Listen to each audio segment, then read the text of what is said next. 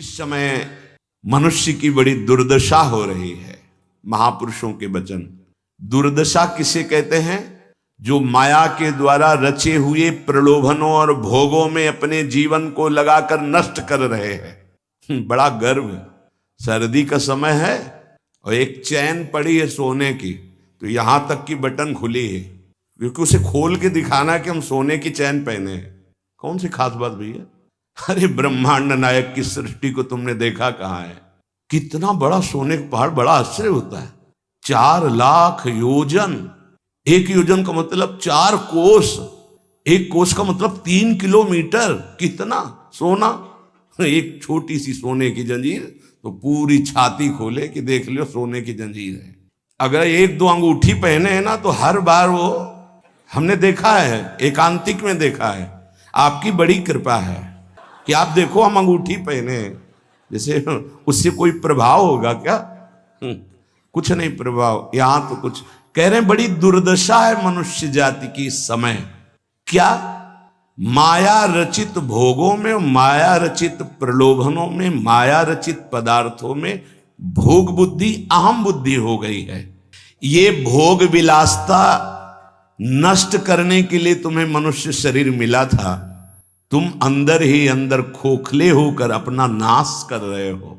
बहुत दया लगती है जब ऐसे, तो लगता है आपको भगवान की कृपा से जो अमूल्य श्वासें मिली, जहां आप इन श्वासों का नाम जप कर दिव्य पद प्राप्त कर सके, वहां तुम ऐसे किस काम के? गांव में पहले बैंक के लॉकर तो थे नहीं, तो दीवालों में सोना गाड़ देते थे। मर गए और जब दूसरों ने जमीन खरीदी और मकान बनाया तो करोड़पति बन गए। क्या जीवन रहा? पूरे जीवन कंजूसी करके जोड़ करके दीवाल में गाड़ के मर गए या बैंक में जमा करके मर गए। थोड़ा होश में, तुम्हारे पास क्या है जो तुम लेके जा रहे हो? जरा देखो क्या है। अगर नाम जप नहीं है, धर्म नहीं है, भगवत आराधना नहीं, तो खोखले हो। तुम्हारे पास क्या है? आज धर्म के नाम पर पाखंड का तांडव हो रहा है। महापुरुषों के वचन वो किसी से दबते नहीं। जैसे गुरुजन डांटते हैं ऐसे ये डांट रहे हैं। आज धर्म के नाम पर पाखंड का तांडव हो रहा है। हृदय मेरा कांपता है ये देखकर कि मेरी समाज का क्या होगा। संतों को अगर दुख होता है तो समाज को देखकर दुख होता है। प्रभु पर विश्वास नहीं, शास्त्र का स्वाध्याय उस पर श्रद्धा नहीं, और संतों का शासन नहीं, मनमानी केवल कर्म, सर्वतंत्र स्वतंत्र भगवान की आज्ञा का उल्लंघन करते हुए मनमानी आचरण, दूसरों के उन्नति के मार्ग में भारी रोड़ा पैदा करने वाले ये पाखंड, दंभ स्वयं गिरते हैं और जो इनके चक्कर में पड़ जाए उनका भी नाश कर देते हैं। आप गए और औरों घालहीं, जो कहूं सतमार्ग प्रतिपालहीं। ये दंभपूर्ण राक्षसी वृत्ति का विकास होता चला जा रहा है। ऊपर से बड़े सौम्य शांत चिकने स्वच्छ दिखाई दें, अंदर बड़ा गंदगी भरी है। विषयाशक्ति और विषय भोगों की कामना, मान प्रतिष्ठा धन इसकी चाह, बातें ज्ञान की, क्रियाएं अज्ञान की, बातें परम पद की, आचरण नरक जाने की। बड़ा दुख हो रहा है, ऐसा महापुरुष जन कह रहे हैं। बाहरी सभ्यता बहुत जोर की, आंतरिक सभ्यता का नाश हो चुका है। बाहरी सुंदरता बड़ी जोर की, रंग लेके गालों में लगाते हैं। दर्शन, अब जब इस समय आते तो दर्शन करते, रात्रि में गाल में रंग लगाने की जरूरत क्या है? संत दर्शन के लिए आए हो तो तुम्हें यहां गाल में, तुम्हारे लाल गाल कौन देखेगा? अरे यहां लाडली लाल के गाल देखने वाले भाई। ये जो नगर है वृंदावन प्रेम नगरी है, यहां लाडली लाल के कपोल देखने वाले हैं। जहां से गौर कांति प्रकट हो रही, श्याम कांति प्रकट हो रही है, जो बड़े बड़े ब्रह्मबोध संपन्न महापुरुषों के चित्त का अपहरण करके बलात् अपने अधीन कर लिया। कृष्णात् परम किमपि तत्त्वमहं न जाने। आप संयम से भगवत आराधना कीजिए, आपकी दृष्टि सुंदर होगी। चेहरा तो मांस खाने वालों का भी चमकता है, चेहरे की चमक साधना नहीं होती। साधना की चमक दृष्टि होती। तुम्हारी दृष्टि कैसी है, तुम्हारे नेत्र बताते हैं कि तुम्हारी स्थिति कहां है। साधु चमड़ा देख के नहीं पहचानता है, साधु दृष्टि देख के पहचानता है। आज हमारी सुंदरता बढ़ रही, लेकिन हृदय असुंदर हो रहा है। दंभ, व्यभिचार, मिथ्याभिमान, हिंसा, दुर्गुण, दुराचार, इनकी उन्नति होती जा रही है। आध्यात्मिक गुरुजनों के वचन, शास्त्र वचन, इनकी हत्या हो रही है। न गुरुजनों के वचन न शास्त्र के वचन, इनका नाश किया जा रहा है, माना नहीं जा रहा। धन्य भाग है जो मान रहे हैं। सर्वव्यापी, सर्वप्रिय, सर्वमय, सर्वानंदमय प्रभु ने तुम्हें मानव देह भारत भूमि में खास करके इसलिए दी है कि तुम अपने दुखों को मिटाकर परम सुख में स्थित हो जाओ। उसके लिए एक सीमाएं रखी गई हैं धर्म की। भोगों को सीमा में बांध दिया गया है। अगर उन सीमा के अंतर्गत धर्मयुक्त भोगों का भोग भोगते हुए, नाम जप करते हुए अपने जीवन को व्यतीत करोगे तो तुम्हारे सारे पाप नष्ट हो जाएंगे। तुम्हें अन्य अलग कुछ नहीं अनुष्ठान करना पड़ेगा। नाम जप मात्र से तुम्हें एक महान आनंद के भोक्ता बन जाओगे। तुम समस्त बंधनों से मुक्त हो जाओगे। ज्यादा कठिन नहीं, बस धर्मयुक्त सीमा में रहकर नाम जप करना है। पर आजकल पता ही नहीं कि धर्म किसे कहते हैं। कोई बिरला ही महापुरुष जानता है। नहीं तो धर्म के नाम पर केवल वासनाओं की पूर्ति का खेल खेला जाता है। ये महापुरुषों के वचन है, जरूर सुनने चाहिए। कड़वे हैं पर बहुत औषधि का काम करेंगे। महापुरुष ये नहीं सोचते कि सामने वाले को बुरा लगेगा। हम चाहते कि बुरा लगे और तुम अच्छे बनो, बुरा लगे तुम गंदी बातों को छोड़ो। आज धर्म के नाम पर अपनी वासनाओं की पूर्ति का ढोंग किया जाता है, दंभ किया जाता है। कुछ बिरले ऐसे महापुरुष जन हैं जो धर्म को जानते हो, धर्म पर चलते, धर्म के लिए प्राण बलिदान किया जाता है। उस प्रभु को तुम धोखा देना चाहते हो जो तुम्हारे अंदर बैठा है, जो सर्वज्ञ है, सर्वांतर्यामी है। कौन देखता है यहां? अरे क्या वो देख रहा है जो निर्णायक है। उसको किसी वकील या गवाह की जरूरत नहीं है। वो तुम्हारे अंदर बैठा देख रहा है। जहां तुम संकल्प कर रहे हो वहीं वो देख रहा है। जो गुरु से डरता है, भगवान से डरता है, वो माया से निर्भय हो जाता है। जो गुरु से नहीं डरता, माया उसे बरबस बलात् ऐसे आचरण कराती कि रात दिन डरना पड़ता है और दुर्गति प्राप्त होती है। भगवान का नाम बहुत दिव्य है। अभी तक जो गलती हुई उसका सुधार करने के लिए आपको अवसर दिया है। ये जो सत्संग मिल रहा है, कृपा पात्रों को मिल रहा है, जिनके कानों में सत्संग पहुंच रहा है और उनको विश्वास है कि इस हमारा कल्याण करने के लिए भगवान ने हमारे कानों तक ये सत्संग पहुंचाया है। अब लो नशानी अब ना नशई हूं। अब तक जो गलती हुई अब नहीं करेंगे। भगवान नाम को भूल करके, धर्म की अवहेलना करके कोई भी हो उसका सर्वनाश, पतन निश्चित है। सर्वनाश का तात्पर्य होता है ये जो तुम्हारी श्वासें मिली, तुम्हें बुद्धि मिली, दोनों खत्म हो जाएंगी। ज्यादा अपराध बन जाएगा, काल मृत्यु हो जाएगी। इस श्वासें बहुत कीमती है। देखो अभी अवसर मिला है तो तुम्हें माया समझने नहीं दे रही। जहां ये शरीर छूटा फिर तुम्हारे बस की कोई बात नहीं बनी। तुमको जबरदस्ती अवश्य में भोक्तव्यम कृतम कर्म शुभाशुभम, दंड भोग। जब जेल मिल जाती है ना तब तुम्हारी कुछ नहीं चलेगी। जो वहां का सिद्धांत है उसके अनुसार चलोगे, नहीं तो और दंड पे दंड भोगना पड़ेगा। फिर 83,99,999 योनियां, इनमें कौन सी योनि है जिसमें सुख मिल पावे? केवल क्लेश ही क्लेश। अपनी बात नहीं कह सकते, अपनी रक्षा नहीं कर सकते, अपने कल्याण के लिए कुछ सोच नहीं सकते किसी भी योनि में, चाहे देवता क्यों न बने हो। देवता भी भोग योनि है, कर्म योनि नहीं। केवल मनुष्य कर्म योनि है, भारत भूमि। इसलिए परम साधन, परम साध्य श्री भगवान का नाम है। इस कलयुग में और कोई साधना हो पाना बहुत कठिन है। जो साधन के सूत्र बताए गए हैं उन पे स्थित हो पाना, जैसे अष्टांग योग, अब 3 घंटे बिना हिले डुले पद्मासन सिद्धासन में बैठते हैं, आज भी हैं, पर बहुत कम। मंत्रों को सिद्ध कर लेना आज मजाक माना जाता है कि ऐसा कैसे हो सकता है, मंत्रों से भगवान प्रतिष्ठित हो जाएंगे। अरे भगवान का अवतार हो गया, राम जी की प्राण प्रतिष्ठा में तुम्हें ऐसा लगता है कि कैसे ऐसे हो सकता है, तो राम जी जब प्रकट हुए तो मंत्रों से ही हुए। एक ब्रह्म ऋषि का नाम श्रृंगी ऋषि, उनको बुलाया गया, मंत्रानुष्ठान करके पुत्रेष्टि यज्ञ की और मंत्र से अभिषिक्त उस खीर को पवाया गया, महाराज दशरथ जी को दिया गया। उन्होंने अपनी तीनों रानियों को विभाजित किया। श्री कौशल्या जी से परब्रह्म परमात्म स्वरूप भगवान राम प्रकट हुए, सुमित्रा जी से लक्ष्मण और शत्रुघ्न प्रकट हुए, कैकेयी माता से महान प्रेम मूर्ति भरत जी प्रकट हुए। ये कैसे प्रकट हुए? मंत्र से। पुत्रेष्टि यज्ञ श्रृंगी ऋषि ने करवाई, वशिष्ठ जी साक्षी, दशरथ जी यजमान, भगवान का अवतार हो गया। तो भगवान के लिए प्राण प्रतिष्ठा में भगवान पधारे, कोई आश्चर्य की बात? अरे भगवान का अवतार मंत्र से हो गया। आज भी हो रहा है मंत्र से अवतार। हृदयों में गुरु प्रदत्त मंत्र के द्वारा भगवान को हृदय में प्रकाशित कर लिया। उसी को सिद्ध महापुरुष कहते हैं। श्रद्धा नहीं रह गई, विश्वास नहीं रह गया। सबका परम कल्याण करने के लिए एक बात सिद्ध है, मान लीजिए, नाम।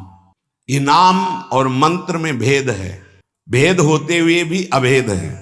भेद ऐसा, मंत्र को पवित्र अवस्था में गुरु प्रदत्त जपा जाता है, गुरु प्रदत्त होना चाहिए, पवित्र अवस्था, और उपांश और मानसिक ही होना चाहिए, वाचिक नहीं।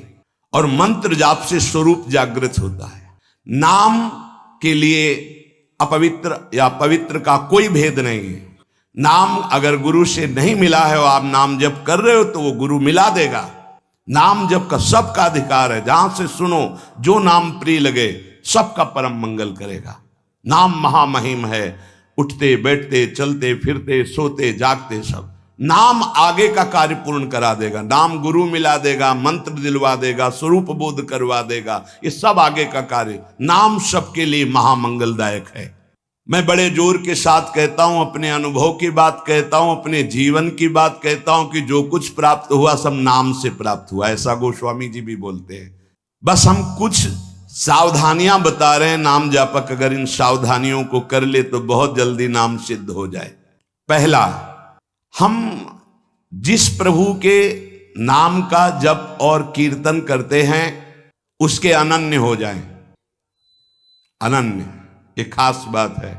पहली, जो नाम जप करते हैं उसके अनन्य हो जाए, उठते बैठते सोते जागते वही नाम हमारा जीवन बन जाए। बस ये बहुत खास बात है, इसलिए जल्दी इस पे स्थित नहीं हो पाते। जो लोग ये कहते हैं कि मैं तो बहुत से नाम जपता हूं, तो उनको गुरु कृपा प्राप्त नहीं हुई। अभी देख लेना, जिस दिन गुरु कृपा प्राप्त होगी तो आप समिट जाओगे। गुरु कृपा प्राप्त होने का ये प्रभाव होता है कि वो गुरु प्रदत्त नाम और मंत्र में अनन्य हो जाता है, हो ही जाता है, स्वाभाविक हो जाता है। पर जिसको नाम सिद्ध करना है उसको उस नाम के अनन्य होना होगा। जो नाम कीर्तन करते हो, जो नाम जप करते हो, उसके अनन्य हो जाओ। एक ही परमात्मा है, उसके नाम अनंत है, लेकिन अनंत नाम नहीं जपे जा सकते। नाम एक ही पकड़ो और जो पकड़ो उसके अनन्य हो जाओ। जिह्वा से वही तुम्हारे स्फुरित होने लगेगा। दूसरा, नाम की महिमा है। कितना भी बड़ा पाप किया जाए और नाम जापक का कुछ नहीं बिगाड़ सकता, भस्म कर देता है नाम पाप को। इस बात का भरोसा करके पाप करना, ध्यान दीजिए, नाम की महिमा ऐसी है, पक्का है, पर नाम की महिमा का भरोसा करके पाप करना नाम सिद्ध नहीं होगा। आपके हृदय की अशांति दूर नहीं होगी, चिंता दूर नहीं होगी, आपको अविश्वास हो जाएगा नाम जप में। प्रभु के नाम का सहारा लेकर के पाप नहीं करना। हाँ, भूल हो जाना और पाप करना, इसमें अंतर है। हमसे भूल हो गई, हमसे गलती हो गई, तो कोई और प्रायश्चित करने की जरूरत नहीं, वो नाम जप ही सब पाप नष्ट कर देगा। लेकिन नाम पाप नष्ट कर देगा ऐसे विचार करके जो नवीन नवीन पाप करता है, वो नामापराधी के हृदय में कभी नाम चल ही नहीं सकता। नाम दैन्य भाव से जो शास्त्र और गुरु की आज्ञा में रहता है वहां चलता है। नाम चिदानंद है, भगवान है, कोई केवल शब्द मात्र नहीं है। नाम की ओट में पाप जो करते हैं बड़े नामापराधी हैं, तो नाम उनका मंगल कल्याण करने के लिए जो समर्थ है वो हृदय में नहीं चलेगा। विक्षेप पड़ जाएगा, नाम छूट जाएगा, जीवन बर्बाद हो जाएगा। इसलिए नाम की आड़ में कोई पाप ना करे। भूल से गलती हो गई, पूर्वाभ्यासवश गलती हो गई, तो और कोई प्रायश्चित की जरूरत भी नहीं है, नाम अपने आप पावन कर देगा। तीसरी बात, अपने आराध्य देव के नाम के बदले में कुछ भी लेने की तैयारी मत कर लेना, नहीं घाटा हो जाएगा। जैसे एकांतिक में प्रश्न किया था कि हम अपनी कामनाओं की पूर्ति नाम से करवाना चाहते हैं, तो क्या हमारा नाम का फल क्षय हो जाएगा? हाँ, हो जाएगा। रुपया है, आपने उसको खर्चा कर दिया, और अगर आपने खर्चा नहीं किया तो उसका ब्याज मिलेगा, और ब्याज खर्चा करोगे तो मूलधन जमा रहेगा। तो जो भगवत भजन करने वाले चतुर सुजान होते हैं, वो मूल को कभी खर्चा नहीं करते। क्या मूल का खर्चा? जो हम भजन कर रहे हैं, मुझसे के बदले में कुछ नहीं चाहेंगे, तो ब्याज क्या होगा? नाम आपकी व्यवस्था अपने आप बढ़कर करता रहेगा। जो आप मांगना चाहते थे उससे बढ़कर, आप देख लेना। पहले नाम को तो एकत्रित करो। जब नाम रूपी धन एकत्रित हो जाता है, तब बिना चाहे आगे से आगे भारी व्यवस्था होती रहती। सही पूछो तो केवल रोना आता है। इतना प्यार कौन कर सकता है प्रभु के सिवा? कैसे आश्चर्य में, सर्वाश्चर्य में, कैसे तुम्हें वो वाणी की सामर्थ्य नहीं कि वो प्यार बताए। जो महापुरुष भगवान के समान हैं, सच्ची मानिए, व्यक्त अव्यक्त, वो आके दुलार करते हैं उस उपासक को जो केवल भरोसा ले लिया है प्रभु का, कोई कामना नहीं और नाम जप करता है। व्यक्त अव्यक्त महापुरुष आके दुलार करते तो एकांत में केवल रोना आता है कि प्रभु मुझ अधम पर इतना कैसे प्यार। ये सब ब्याज में हो रहा है, मूल तो आपका नाम धन जमा ही है। व्यक्त अव्यक्त महापुरुष दुलार करते हैं, बलिहार निहाल कर देते हैं प्रभु। अपने आराध्य देव के नाम के बदले में कुछ भी लेने की तैयारी मत कर लेना, क्योंकि बहुत घाटा हो जाएगा। जैसे महामणि के बदले में कांच लेने वाले को क्या कहा जाएगा? मूर्ख। ऐसे ही नाम जप के बदले में माया जनित कोई भी सौदा ले लिया तो घाटा हो जाएगा। एक तरफ नाम तुम्हारा है, एक तरफ संसार की भोग सामग्री नहीं चाहिए, पीछे पड़ी रहेगी। हर सुविधाएं आपके पीछे पड़ी रहेंगी। विश्वास कीजिए, एक बार परीक्षा में पास हो जाइए, आपके सामने है, आप नाम के बदले में ले लीजिए। नहीं, वो तो वस्तु मिलेगी ही जो नाम के बदले में कह रहे थे। नाम तुम्हारा सुरक्षित बचा रहेगा। अरे कुबेर भी जिनके एक सेवक हैं, लक्ष्मी भी जिनकी दासी हैं, उन प्रभु की बात कर रहे हैं। उन प्रभु को अधीन करने वाला नाम है, उसके बदले में कुछ लोगे तो घाटा हो जाएगा। ये बैठा लो तो बोले हमारा काम कैसे चलेगा? कृपा से सब अपने आप व्यवस्था हो जाएगी, आप चिंता मत करो। नाम जापक की लौकिक पारलौकिक सब व्यवस्था का ठेका स्वयं भगवान लेते हैं। योगक्षेमम वहाम्यहम। एक साधारण आदमी कह दे कि जाओ आज से निश्चिंत रहो, मैं तुम्हारी देख लूंगा सब व्यवस्था, तो तुम निश्चिंत होने लगोगे। और अनंत ब्रह्मांडों का सर्वज्ञ सर्वत्र सर्वशक्तिमान कर तुम अकर तुम अन्यथा कर तुम परमात्मा बोल रहा है। अनन्यश्चिंतयन्तु मामे जनाः परिपासते तेषां नित्याभियुक्तानां योगक्षेमं वहाम्यहम्। और तुम विश्वास नहीं कर रहे, तुम अपने नाम को बेचना चाहते हो। ईश्वर के नाम रूपी धन का संचय करने वाले को पाप नष्ट करने की भावना भी नहीं सोचनी, अपने आप नष्ट हो जाएगा। आग जला दी तो अंधकार और शीतलता दोनों अपने आप प्रभाव से नष्ट हो जाएंगे। तुम्हें मांगने की जरूरत नहीं कि हे अग्नि देवता आप अंधकार को नष्ट कर दें, शीतलता को नष्ट कर दें। ऐसे ही नाम जापक की दरिद्रता, अज्ञान, अंधकार, ये सब नष्ट हो जाता है। विश्वास कीजिए, परम धन जिसके पास नाम है वो भगवान को खरीद लेता है, औरों की तो बात ही क्या। सुमिर पवन सुत पावन नामू अपने बस करी राखे रामू। भगवान को अधीन कर मान जाओ हमारी प्रार्थना। पाप नष्ट करने का भी विचार मत सोचिए, वो अपने आप नष्ट हो जाएगा। चौथा, अपने आराध्य देव के नाम से बढ़कर और कोई साधन मान लेना, तभी नाम छूट जाएगा। हमारे सेवक जी महाराज ने वृंदावन बाद में आए, पहले वृंदावन प्रकाशित कर लिया गढ़ा जबलपुर में। वो लिख रहे हैं श्री हरिवंश नाम हमारा जीवन सर्व सुखधाम परम मंगल सर्वस्व प्रदान करने वाला है। श्री हरिवंश नाम नित कहो, नाम प्रताप नाम फल लहो, नाम हमारी गति सदा। हरिवंश नाम बिसरे न छिन, श्री हरिवंश सहाय भल। हरिवंश हरिवंश हरिवंश। तो आचार्य आ गए, निज मंत्र दे दिया, वृंदावन प्रकाशित हो गया, नित्य विहार लीला में प्रवेश हो गया, सब नाम से हो गया। तब आए वृंदावन। अपने परम प्रीतम के नाम के आगे फिर कोई साधन नहीं। अगर किसी अन्य साधन में महत्व बुद्धि हो गई तो नाम छूट जाएगा। नाम सिद्ध करने के ये उपाय हैं, बहुत बड़े महापुरुषों के वचन हैं। हमारे को जो गुरुदेव ने नाम दिया, इससे बड़ा कोई साधन नहीं। सब सेवा आदि चल, पर नाम नहीं छूटेगा। अगर हम किसी अन्य साधन पर महत्व बुद्धि कर लेंगे तो नाम छूट जाएगा।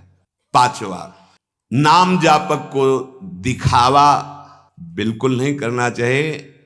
नाम में एक रोग लग जाता है दंभ का, बनावटी पना। जहां दंभाया तो नाम अंतर ध्यान हो जाता है, दाम्भिक की प्रापंचिक गति हो जाती है, प्रपंच में फंस जाता है। इसकी कई बार संकेत में चर्चा हुई है। ये दंभ बहुत हानिकारक है।